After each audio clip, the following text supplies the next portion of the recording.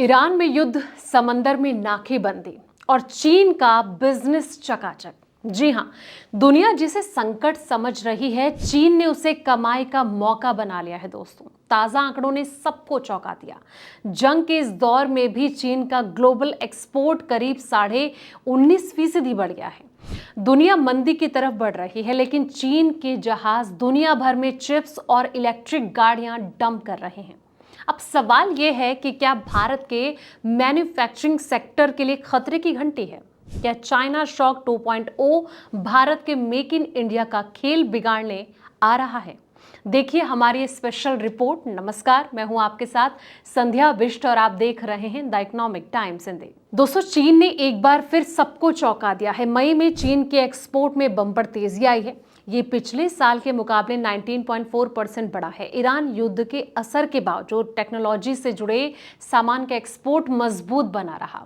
चीन की customers agency ने ये जानकारी दी है। ये प्रदर्शन उम्मीद से बेहतर है। अप्रैल में हुई 14.1% की सालाना बढ़ोतरी से ये बेहतर रहा और मई में इंपोर्ट 27.4% का उछाल आया। अप्रैल में 25.3 में सालाना बढ़ोतरी का मुकाबला जो है तेज रफ्तार थी। चीन की जो रफ्तार है वो रोकने की कोशिश कर रहे ट्रंप पिछले साल अमेरिकी राष्ट्रपति डोनाल्ड ट्रंप के व्हाइट हाउस लौटने के बाद से ज्यादातर महीने में अमेरिका को चीन का एक्सपोर्ट तेजी से गिरा था।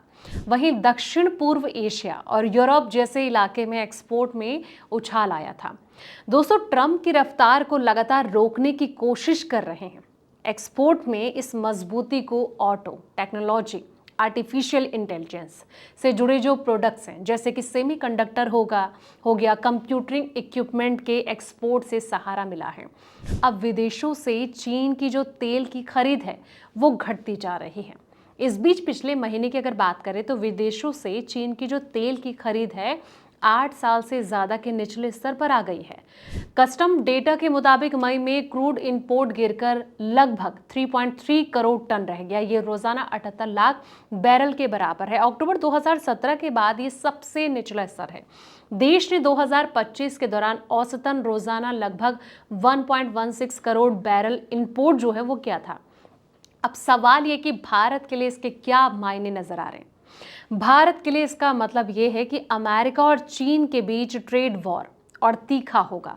इससे ग्लोबल कंपनियां अपनी सप्लाई चेन सुरक्षित करने के लिए चाइना 1+ स्ट्रैटेजी के तहत भारत का जो रुख है वो तेजी से करेगी और ये भारतीय मैन्युफैक्चरिंग के लिए बड़ा अवसर भी हो सकता है। दोस्तों, हालांकि अमेरिकी बाजार में चीनी सामान भरने से ग्लोबल मार्केट में भारतीय एक्सपोर्ट्स के लिए कड़ी प्रतिस्पर्धा खड़ी होगी और चीन जो है अपनी घरेलू मंदी से निपटने के लिए भारत जैसे देशों में सस्ते स्टील हो गया, इलेक्ट्रॉनिक्स की डंपिंग हो गया, वो भी बढ़ा सकता है। अब इससे भारतीय उद्योगों को सतर्क रहना बहुत ज़रूरी है।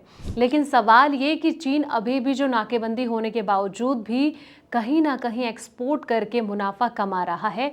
चीन की जो ये स्ट्रैटेजी है वो कहीं ना कहीं क्या अमेरिका को दगा देगा या फिर कहीं ना कहीं भारत के लिए अवसर भी साबित हो सकता है इन फ्यूचर में? आपको क्या लगता है? कमेंट सेक्शन में दोस्तों अपनी राय ज़रूर दें और साथ ही बताएं ये रिपोर्ट आपको कैसी लगी है। इसे लाइक शेयर ज़रूर करें और चैनल को सब्सक्राइब करना ना भूलें। ऐसे पल पल के अपडेट्स के लिए आप बने रहिए हमारे साथ और देखते रहें द इकोनॉमिक टाइम्स हिंदी।